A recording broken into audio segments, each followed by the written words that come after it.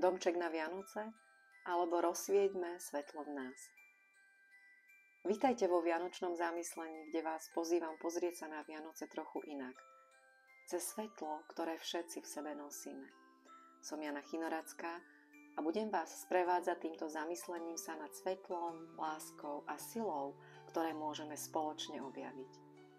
Už od detstva ma fascinovali svetielka, ktoré rozjasňovali ulice, domy či stromčeky. Svetlo v tme má čarovnú moc.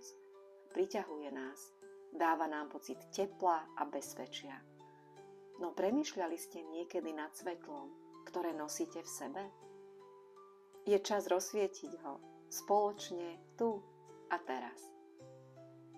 Predstavte si, že stlačíte pomyselné tlačidlo vo svojom srdci. Rozžiari sa svetlo a naplní váš vnútorný svet. Čo vidíte? A kam vás toto svetlo vedie? Možno objavíte domček, útulné miesto vo svojom vnútri, kde nájdete pokoj a seba samého. Keď otvoríte jeho dvere, privíta vás teplo, farby, hudba a vôňa Vianoc. Tento domček je váš. Je to priestor vašej duše, plný spomienok, túžob, radosti i nádejí. Posadíte sa do mäkkého kresla, zahrajete si ruky o šálku teplého čaju a chvíľu len tak ste. Cítite, ako sa vo vašom domčeku usádza postupne pokoj. Vianočné piesne z rádia vás sprevádzajú na ceste zamyslenia. Aké darčeky si tento rok prajete? Možno nie sú len vecné, možno túžite po chvíľach pokoja, prijatia alebo nových začiatkoch. Tento domček je vaším priestorom sily.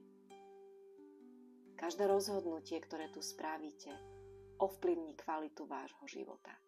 Čo by ste chceli pridať? Čoho by ste sa chceli zbaviť, aby ste vytvorili priestor pre niečo nové a krásne? Vianočný čas nám pripomína, že dávanie začína vo vnútri. Predtým, ako obdarujeme iných, darujme sami sebe svetlo, lásku k sebe, prijatie, láskavosť. Keď si toto svetlo rozsvietime, osvetlí nielen náš vlastný svet, ale aj ten okolo nás. Buďte preto ochotní objavovať krásu života a rozžiarte svetlo vo svojom vnútri. Buďte k sebe láskaví a s láskou presvedcujte tohtoročné Vianoce. Prajem vám nádherné chvíle, plné svetla, radosti a pokoja. S láskou, Jana.